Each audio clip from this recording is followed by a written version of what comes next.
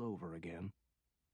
My mother came to hate this machine so much that not long after we got to Utah, she gave it away to a woman she met in a cafeteria.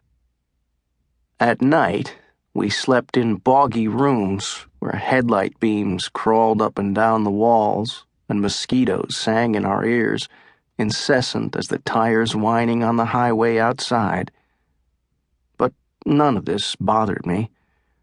I was caught up in my mother's freedom, her delight in her freedom, her dream of transformation. Everything was going to change when we got out west. My mother had been a girl in Beverly Hills, and the life we saw ahead of us was conjured from her memories of California in the days before the crash. Her father, Daddy as she called him, had been a Navy officer and a paper millionaire. They'd lived in a big house with a turret. Just before Daddy lost all his money, and all his shanty Irish relatives' money, and got himself transferred overseas, my mother was one of 4 girls chosen to ride on the Beverly Hills float in the Tournament of Roses.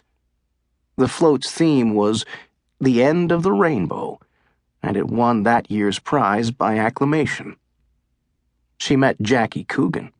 She had her picture taken with Harold Lloyd and Marion Davies, whose movie The Sailor Man was filmed on Daddy's ship. When Daddy was at sea, she and her mother lived a dream life in which, for days at a time, they played the part of sisters.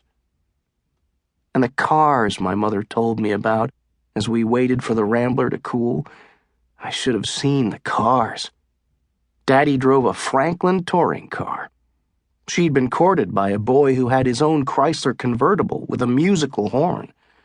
And of course there was the Hernandez family, neighbors who'd moved up from Mexico after finding oil under their cactus ranch. The family was large. When they were expected to appear somewhere together, they drove singly in a caravan of identical Pierce Arrows. Something like that was supposed to happen to us. People in Utah were getting up poor in the morning and going to bed rich at night. You didn't need to be a mining engineer or a mineralogist.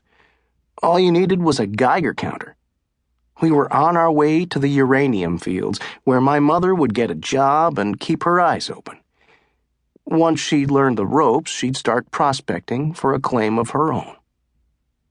And when she found it, she planned to do some serious compensating for the years of hard work, first as a soda jerk and then as a novice secretary, that had gotten her no farther than flat broke, and sometimes not that far. For the breakup of our family 5 years earlier. For the misery of her long affair with a violent man. She was going to make up for lost time, and I was going to help her. We got to Utah the day after the truck went down. We were too late. Months too late. Moab and the other mining towns had been overrun. All the motels were full. The locals had rented out their bedrooms and living rooms and garages and were now offering trailer space in their front yards for $100 a week, which was what my mother could make in a month if she had a job. But there were no jobs, and people were getting ornery. There'd been murders. Prostitutes walked the streets in broad daylight, drunk and bellicose. Geiger counters cost a fortune. Everyone told us to keep going. My mother thought things over.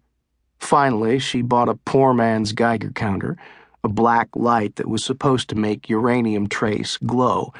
We started for Salt Lake City. She figured there must be ore somewhere around there. The fact that nobody else had found any meant that we would have the place pretty much to ourselves. To tide us over, she planned to take a job with the Kennecott Mining Company, whose personnel officer had responded to a letter of inquiry she'd sent from Florida some time back. He had warned her against coming, said there was no work in Salt Lake, and that his own company was about to go on strike. But his letter was so friendly. My mother just knew she'd get it.